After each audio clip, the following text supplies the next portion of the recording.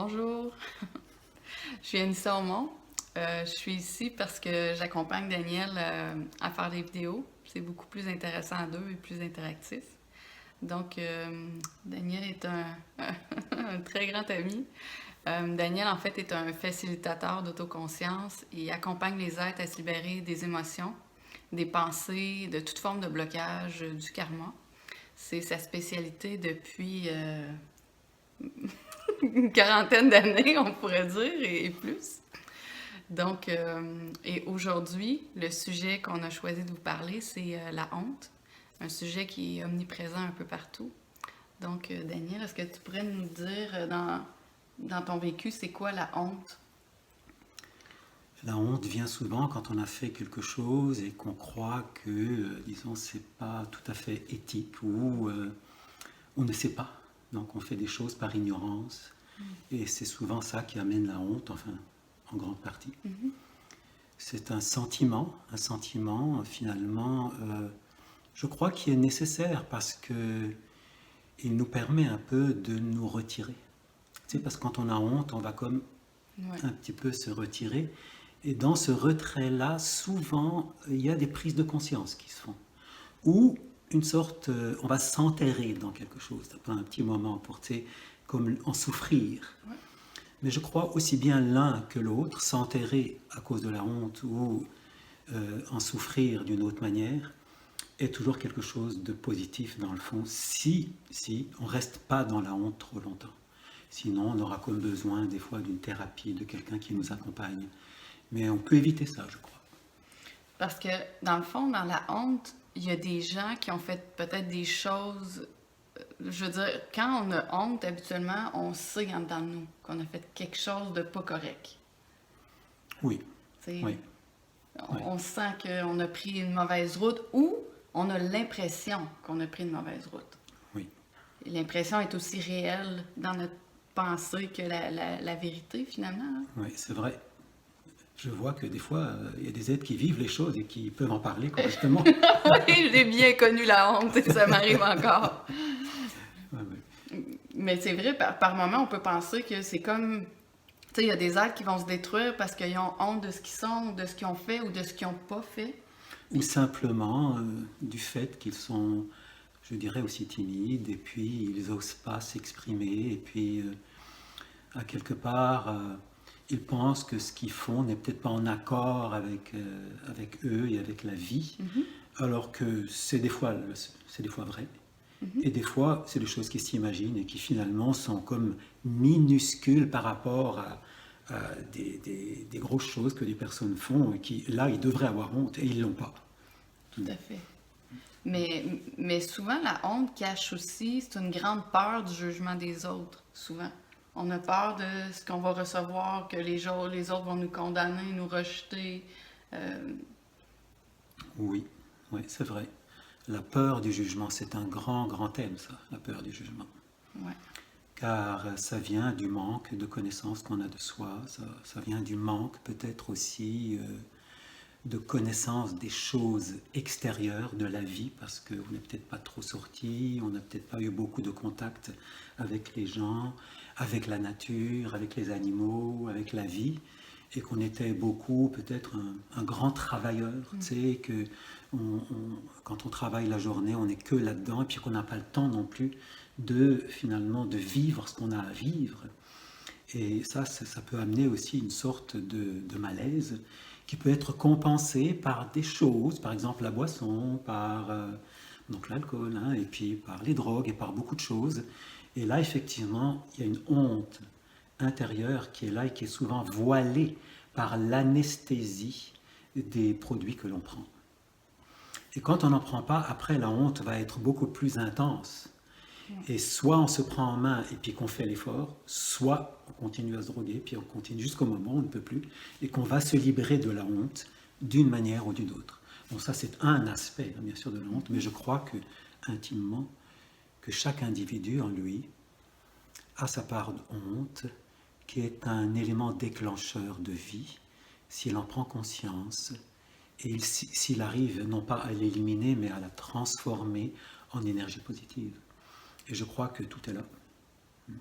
pour la transformation de la honte en un élément de créativité et positif. Donc, une des clés, si je comprends bien, pour se sortir de la honte, la base, c'est d'accepter la honte. Et si on n'arrive pas à l'accepter, eh bien, c'est de faire peut-être 7 fois dans une journée des moments précis où tu oublies la honte et tu fais que des choses positives qui te font du bien. Du sport, où tu écris, où tu regardes un film, et tu oublies tout ça, là. Et c'est ce qui fait que juste parce que pendant 5, 6, 7 fois dans une journée, pendant quelques minutes, eh bien, tu oublies que tu es dans la honte, il y a déjà une petite partie de la honte qui va être non pas éliminée, mais transformée en énergie positive. Par l'énergie du cœur. Par l'énergie du cœur, sans même qu'on le sache. Ça se fait automatiquement parce que on prend des pauses libres juste pour se faire du bien, pour marcher et pour penser à autre chose. Juste parce qu'on s'est comme déconnecté. On s'est déconnecté, a comme la voilà. prise de courant, on l'a enlevé. C'est la constance d'avoir honte qui fait que ça s'amplifie, et puis qu'on est hypnotisé par ça, et puis que ça peut bloquer une grande partie de notre vie. Fait qu'on nourrit ça constamment parce qu'on pense qu'on n'est Mais pas comme les autres. en même temps, c'est un grand support. Donc, il faut accompagner les personnes qui ont honte dans la douceur, la tempérance, la souplesse, c'est la joie un petit peu, et puis les sourires, la joie de vivre, enfin, comment dire, simplement un dialogue simple et qui fait en sorte que l'on rit de temps en temps, que même avec des blagues, et ainsi de suite. Et ça, je pense que c'est important. De sortir du sérieux, du rigide, de la honte, dans lequel c'est comme une prison. De ce sentiment par un autre sentiment de joie, de partage, de communion. C'est ça qui vient grâce à quelque chose qu'on vient de manger, quelque chose qu'on vient de faire justement en cuisine, qu'on vient de manger, qui nous fait du bien. Lire une lecture qui nous fait du bien. Enfin, des amis qui sont sincères. Oui, c'est ça. Et puis peut-être faire des exercices respiratoires, du yoga, différentes choses comme ça. Cardio. Ouais. Madame Cardio. Oui. Parce qu'en fait, la honte, c'est vraiment un emprisonnement mental dans lequel on tourne les pensées parce qu'on est vraiment convaincu qu'il y a quelque chose, comme chez les femmes que j'ai vu beaucoup, qu'il y a quelque chose sur notre corps qui est laid, qui est vraiment pas correct, ou des objectifs qu'on n'a pas atteints dans la vie. On a honte ou d'une situation qu'on est comme un peu coincé dedans, on a honte de ça. Donc, on finit par tourner, retourner, puis on ne voit plus l'issue, là. Absolument. On est comme complètement coincé là-dedans, puis on se reclue des fois complètement de la société parce qu'on sait pas comment vivre. On voit bien que le regard des gens est négatif envers nous, donc on sait pas... On s'imagine ça à tout le moins, là. Puis on sait pas comment le dire ou pas le dire. On veut pas mentir aux gens, mais on veut pas leur dire qui on est. J'ai vu... C'est très juste, oui. Et c'est là, ce que tu dis est très juste. Ça vient avant tout, dans un premier temps, du mental.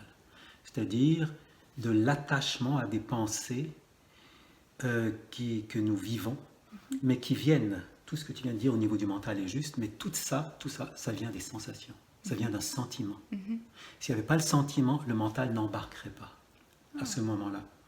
Et donc, le fait de vivre le sentiment de honte et immédiatement de peut-être monter de l'émotion dans la réflexion mentale, dans un tiens, je vais être dans un espace qui est un peu plus libre dans le mental, ça évite à l'émotionnel de s'approprier le mental et de le bombarder d'informations qui l'empêchera de raisonner. OK. Donc, ça peut partir... La honte, ça peut autant partir d'une pensée que d'une émotion. Puis l'un comme l'autre vont se lancer la balle, se nourrir, puis Et pour trouver un juste équilibre entre eux, et puis une sorte de lâcher-prise, de mélange, qui fait que ça devient harmonieux. Okay. Donc, à la place de les laisser se bombarder avec toutes sortes de mauvaise nourriture... Il faut se mettre dans la voie du milieu. C'est-à-dire, commencer déjà.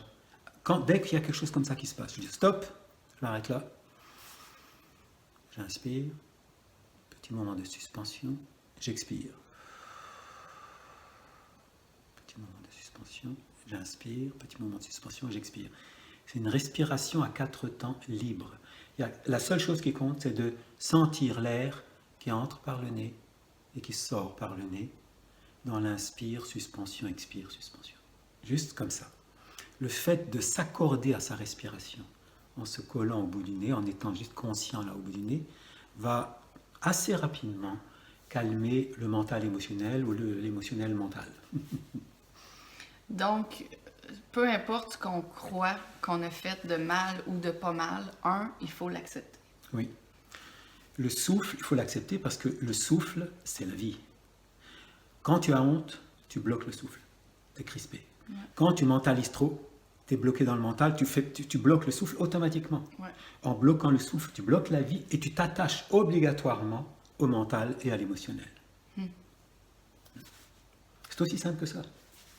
Donc, même si au départ, parce qu'au départ, quand on fait ça, il y a des gens qui vont sûrement dire « Ouais, mais je vis encore la honte. » Mais c'est à force de le faire et de le faire. Oui, tu as tout à fait raison, parce que ça ne se fait pas comme ça. Là. Et voilà. Ça se fait progressivement, naturellement, avec effort constant, jusqu'au moment où la loi du moindre effort prend sa place. Parce qu'on s'est libéré de plus en plus de la honte et de beaucoup d'autres choses comme ça que nous pouvons vivre, qui sont des clés d'éveil à la grande vie qui est en nous.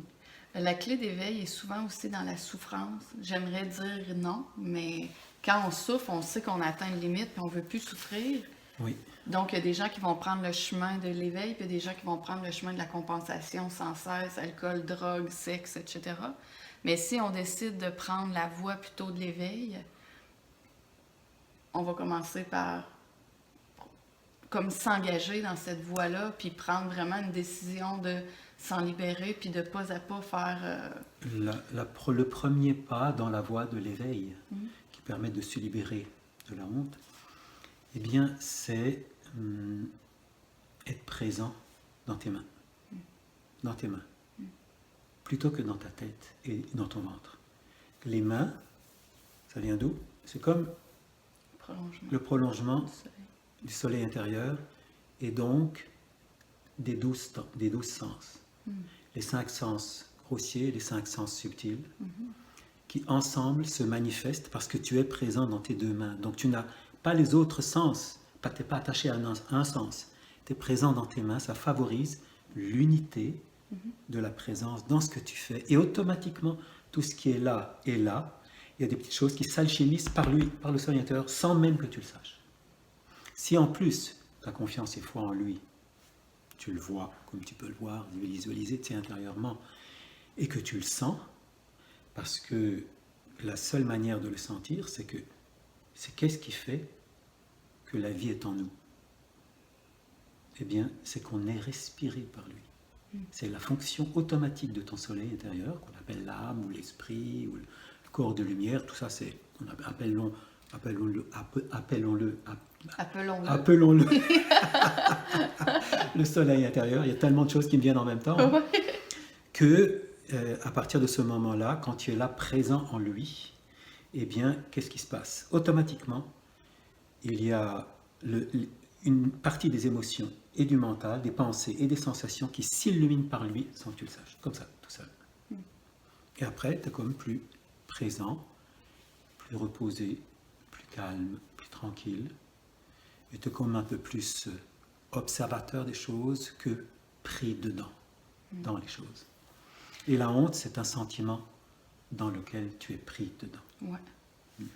Mais il y a une chose aussi que je pense qu'on n'a pas dit, mais ne pas essayer, je pense, souvent tu disais ça dans les cours, ne pas essayer de, tu sais, par exemple, si on vit la honte, il y a des gens qui vont essayer de, tu sais, le verre est déjà plein de négatifs, puis là, ils vont essayer de faire des affirmations par-dessus ça, ou essayer de se faire croire que finalement... Je comprends bien. Les affirmations sont positives quand le vase ne déborde pas. Ouais. Si tu en mets plus, ces affirmations-là, tu as beau essayer de faire avec plein de techniques, plein d'ateliers, plein d'affaires, ça servira sur le moment parce que tu es entouré de personnes agréables, mais souvent, quelques temps après, tu rechutes et des fois bien plus profondément encore. Ouais. C'est un travail d'autogestion intérieure de soi, en ayant confiance et foi en son soleil intérieur, en le voyant, en le sentant. Si ces trois choses sont faites en même temps, voir, sentir et avoir confiance et foi en même temps, automatiquement tu es en connexion à la source de l'espace et du temps. Et ça ne passe pas par le mental et l'émotionnel, et tu n'en as pas conscience. Mais ça libère une sorte de sentiment agréable. Ça peut être une sorte de petite extase, de joie, de béatitude. En fait, qu'importe comment on l'appelle, c'est quelque chose de positif qui nous fait du bien à ce moment-là. Prenons des pauses. Prenons des pauses. Quand on dit de voir, tu parles de voir comme si c'était un soleil à l'intérieur de la poitrine, Oui. de le voir, sentir. par exemple, à 5 cm, c'est-à-dire 2 pouces en dessous du creux de la gorge ici, là, comme un soleil intérieur, la grosseur d'une mandarine, genre. L'imaginer. Puis quand tu dis le sentir, c'est comme si on sentait les Ben, étoiles. quand, c'est par comme exemple, si... tu frottes tes mains bien fort, là, très très fort, il y a une chaleur, tu mets les 2 mains comme ça, ici sur la poitrine, au niveau du soleil intérieur, et tu laisses la chaleur, d'ailleurs je le sens là, bien, là, tu laisses la chaleur, c'est comme créer un sentiment, waouh, ça fait du bien là. Et là, tu visualises le soleil intérieur, et puis tu, peut-être, aimes-le. Tu as un sentiment d'amour pour lui. Ça, c'est important, parce que si tu n'aimes pas qui t'a créé, ça, c'est difficile après. Donc, il faut aimer notre créateur. Aimer notre maman. Et notre papa ensemble. Ils sont mariés. Là. Et là, ça donne des petits-enfants qu'on appelle les étoiles d'amour. Ça, on aime ça. Et puis là, ça crée une chaleur et tout de suite, on se sent mieux. Enfin, tout de suite pour certaines personnes, mais ça peut durer un certain temps pour les personnes en dépression et ainsi de suite. C'est pas quelque chose qui se fait quand même comme ça. C'est un travail à faire sur toi, naturel, simple. Même si c'est pas joyeux au départ et qu'on est dans la souffrance, faut y aller. Faut se forcer. Faut même se forcer par moments à croire en lui et puis à commencer à frotter ses mains, à sentir la chaleur jusqu'au moment où ça crée comme une sorte de douceur, de tendresse dans la poitrine là. Il y a un relâchement qui se fait à ce moment-là.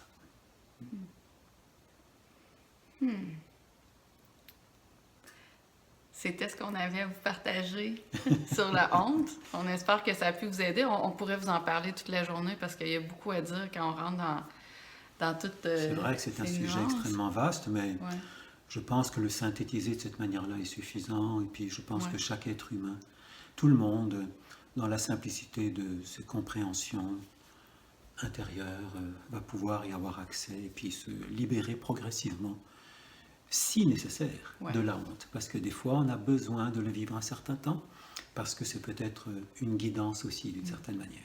Oui, comme une forme de protection, à la limite.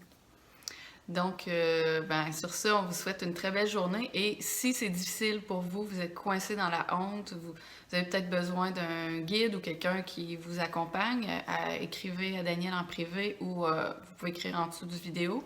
Si aussi vous avez des sujets ou des choses que vous aimeriez qu'on vous parle, ça va nous faire grand plaisir. Écrivez-nous en dessous du vidéo. Et sur ça, on vous souhaite une très belle journée. On vous dit à bientôt dans la prochaine vidéo. À très bientôt.